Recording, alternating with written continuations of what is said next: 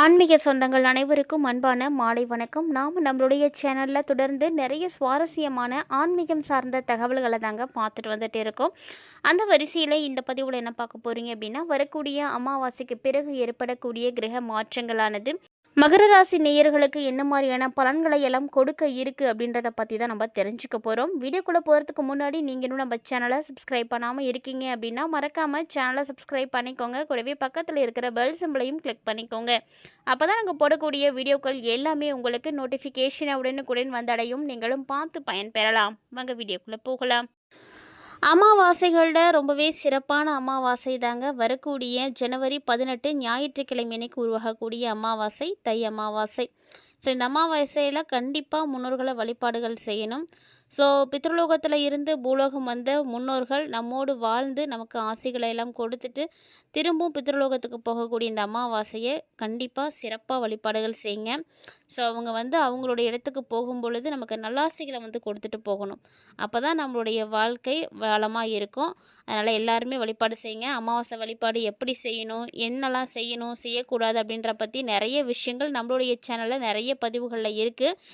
அதையெல்லாம் நீங்கள் இன்ன வரைக்கும் பார்த்ததில்லை அப்படின்னா மறக்காமல் சேனலை சப்ஸ்கிரைப் பண்ணிட்டு விசிட் பண்ணி பாருங்கள். உங்களுக்கு ரொம்பவே யூஸ்ஃபுல்லாக இருக்கும். அது மட்டும் இல்லாமல் ஒரு அமாவாசை அப்படிங்கும் பொழுது அவங்களுடைய குல வழக்கப்படி எப்படி செய்வீங்களோ அது மாதிரி நீங்கள் செய்துக்கோங்க. ஆனால் கட்டாயமாக வழிபாடுகள் செய்யுங்க. இது வரைக்கும் அமாவாசை வழிபாடுகள் எடுக்காதவங்க இந்த ஆண்டுலேருந்து கண்டிப்பாக எடுங்க. ஏன்னா அது ரொம்ப ரொம்ப உங்களுக்கு சிறப்பான ஒரு பலன் கொடுக்கக்கூடியதுங்க. அதாவது தாய் தந்தை இழந்திருக்கக்கூடிய ஆண்கள், கணவனை இழந்திருக்கக்கூடிய பெண்கள், நீங்கள் எல்லாருமே கண்டிப்பாக வழிபாடுகள் செய்யணும். ஸோ நீங்கள் செய்யக்கூடிய வழிபாடுகள் தான் உங்களுடைய வம்சாவளியை சிறப்பாக வாழ வைக்கும். அதனால் உங்களுடைய கடமைகளை சரியாக செய்யுங்க. ஒவ்வொருத்தருமே அவங்களுடைய கடமைகளையும் வேலைகளையும் சரியாக செஞ்சிட்டிங்க அப்படின்னா உங்களுக்கு பின்னாடி வரக்கூடியவங்க எந்த பாதிப்புகளையும் பார்க்க மாட்டாங்க.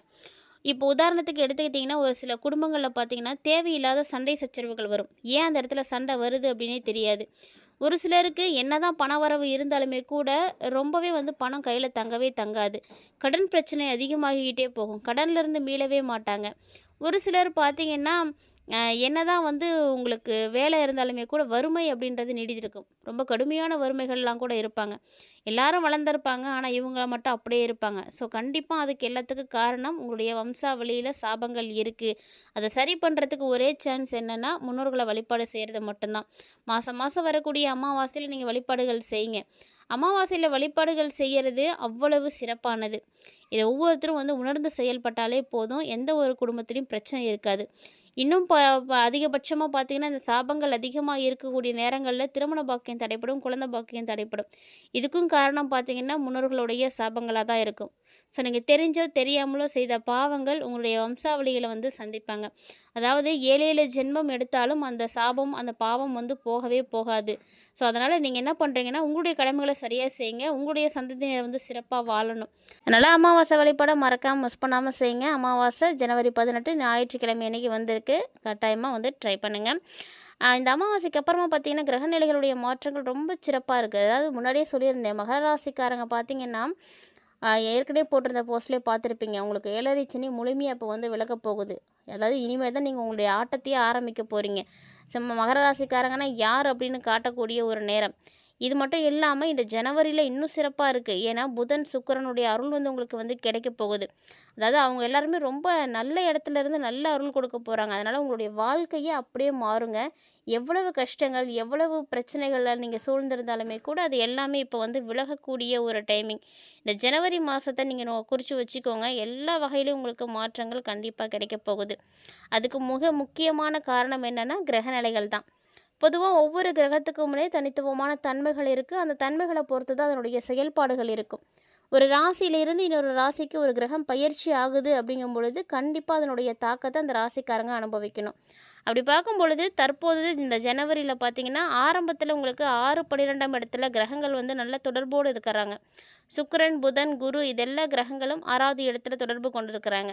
அதே இந்த மாதத்தினுடைய பிற்பாதி எப்படி இருக்குன்னா சூரியன், புதன், சுக்கிரன், செவ்வாய் எல்லாருமே ராசியிலே இருக்க போகிறாங்க. ஸோ ராசியில் செவ்வாய் அமர்றது பார்த்திங்கன்னா உங்களுக்கு அதிகபட்சமாக கோபத்தை ஏற்படுத்தி கொடுக்கும். இந்த கோபம் மட்டும் கிடையாது, நல்ல சுறுசுறுப்பும் உங்களுக்கு வந்து இருக்கும். இந்த கோபத்த கண்டிப்பா என்ன பண்ணணும்னா கட்டுப்படுத்திக்கணும். பணவரவு பார்த்தீங்கன்னா, ரொம்ப நல்லாவே இருக்கும். நெறைய விஷயங்கள் உங்களுக்கு பாசிட்டிவா நடக்கும். ஏன்னா 12ஆம் இடம் ஆரம்பத்திலே நல்லா இருக்கு அப்படிங்கும் பொழுது, அந்த ஜனவரி ஆரம்பிச்ச முதல் 15 நாட்கள்லயே பார்த்தீங்கன்னா, ஒரு சிலருக்கு பார்த்தீங்கன்னா, நெறைய பயணங்கள் எடுக்கிற மாரிலாம் இருக்கும். இந்த பயணங்கள் எப்படி இருக்கும்? உங்களுக்கு நெறைய நன்மைகள குடுக்குற மாரி தான் இருக்கும். அதனால கவலைப்படாம பயணங்கள் வந்து நீங்க எடுக்கலாம். அதே மாரி வெளியிடங்கள்ல இருந்து காசு, பணம் இதெல்லாம் வந்து சேரும். உங்களுக்கு தேவையான உதவிகள் கிடைக்கும். தடைகள் எல்லாமே விலகிடும். ஸோ கட்டாயம் உங்களுக்கு நல்லது நடக்கும். அது மட்டும் இல்லைங்க, கட்டடம் சார்ந்த துறைகள்ல இருக்கக்கூடியவங்க, ஹோட்டல் பிஸ்னஸ் செய்யக்கூடியவங்க, ரெசார்ட் வச்சிருக்கவங்க, ஃபாஸ்ட் ஃபுட் கடை வச்சிருக்கக்கூடியவங்க, திருமண தகவல் தொடர்பு இருக்கக்கூடியவங்க, திருமண கான்ட்ராக்டர்கள், ஈவெண்ட் மேனேஜ்மெண்ட் செய்யக்கூடியவங்க, ஸோ இப்படி குறிப்பிட்டு ஒரு சிலருக்கு வந்து சொல்லலாம். என்ன நடக்கும் அப்படின்னா, ஜனவரி 15க்கு அப்புறமா நல்ல வருமானங்கள் கிடைக்கும். ஜனவரி 15க்கு அப்புறமா உங்களுக்கெல்லாம் ஏன் நல்ல வருமானங்கள் கிடைக்கும் அப்படின்னா, தை மாதம் பிறந்துடும். ஸோ தை பிறந்தால் வழி பிறக்கும். தை மாதம் பிறந்துருச்சு அப்படின்னா, நிறைய விஷயங்கள் வந்து செய்ய ஆரம்பிச்சுருவாங்க. ஸோ உங்களுக்கு வந்து பார்த்திங்கன்னா, ஆர்டர் கிடச்சிட்டே இருக்கும். நல்ல வருமானம் கிடைக்கும். இது வரைக்கும் வேலை இல்லாமல் இருக்கக்கூடியவங்க, இப்போ இனிமேட்டுக்கு பார்த்திங்கன்னா, நல்ல வேலை வந்து கிடைக்கும். ஸோ நல்ல ஒரு யோகம் எல்லாமே இருக்குது. ராசியில் 4 கிரகங்கள் வேற இறைந்திருக்காங்க அப்படிங்கும் பொழுது, உங்களுக்கு இன்னும் நல்ல மாற்றங்கள் தான் கிடைக்கும். செவ்வாய் வேற சுபத்துவம் அடைய போறாரு. இந்த செவ்வாய் கிரகம் நல்ல ஒரு இடத்துல இருக்கிறதுனால கண்டிப்பா சுறுசுறுப்பா இருப்பீங்க. கடந்த ஒரு சில மாதங்களா பல பாதிப்புகள பார்த்துட்டு இருந்த நீங்க, பல்வேறு விதமான சிக்கல்கள சந்தித்துட்டு இருந்த நீங்க, இனி எல்லாம் மாறப்போகுது. ஜனவரியிலருந்து சூப்பரான ஒரு வேகத்துல நீங்க இருப்பீங்க. நல்ல ஒரு மாற்றம் கிடைக்கும். பெரிய அளவுல சோதனைகள எல்லாத்தையுமே கடந்து வந்துட்டீங்க. இனிமேட்டுக்கு வந்து எந்த சோதனைகள் வந்தாலும் அது உங்களுக்கு அந்த அளவுக்கு பெருசா தெரியவே தெரியாது. ஏன்னா மகர ராசிக்காரங்க நெறைய விஷயங்கள பார்த்துருப்பீங்க. என்னென்ன பிரச்சனைகளையும் எல்லாம் பார்த்துட்டு வந்தாச்சு. இனிமேட்டுக்கு உங்களுக்கு அந்த மாரி எந்த பிரச்சனையும் இருக்காது. ஸோ கடந்த காலத்தில நீங்க எந்தெந்த தப்பெல்லாம் செஞ்சீங்களோ, அதெல்லாம் ஏன் செஞ்சோம்? எதுக்காக செஞ்சோம்? அப்படின்றதெல்லாம் நினைத்து கவலைப்பட்டுட்டு இருப்பீங்க பார்த்தீங்களா? அந்த கவலைய விட்டு இனி மீண்டு வரக்கூடிய ஒரு நேரம். ஸோ மீண்டும் வந்து நீங்க நல்ல ஒரு காலத்துக்குள்ள நுழைய போகிறீங்க. நல்ல யோகங்கள் கிடைக்க போகுது. அதனால் பழசெல்லாம் நினச்சி கவலைப்பட்டுட்டு இருக்காதீங்க. நடந்தது நடந்து முடிஞ்சிருச்சு. ஸோ இனி நடக்கக்கூடிய விஷயங்களாவது நல்லபடியா நடக்கணும் அப்படின்றதுனால, கண்டிப்பா நீங்க உங்களையே மாத்திக்கோங்க. அதுதான் வந்து நல்லதும் கூட. ஸோ 7ஆம் பாவத்தில இந்த ஜனவரி மாதத்தினுடைய பிற்பாதியில புதனும், சுக்கிரனும் வேற சேர்க்க போறாங்க. ஸோ அவங்களுடைய பார்வை வந்து கிடைக்கிறதுனால, கடந்த காலத்தில திருமணம் ஆகாம இருக்கக்கூடியவங்களுக்கு இந்த காலம் திருமணமாகும். அதாவது திருமணம் ஆகாதவங்க ஆணா இருந்தாலும் சரி, பெண்ணா இருந்தாலும் சரி, திருமணம் நடக்கலையே அப்படின்ற மாரி நெறைய சங்கடத்த பார்த்துருப்பீங்க. நெறைய அவமானத்த பார்த்துருப்பீங்க.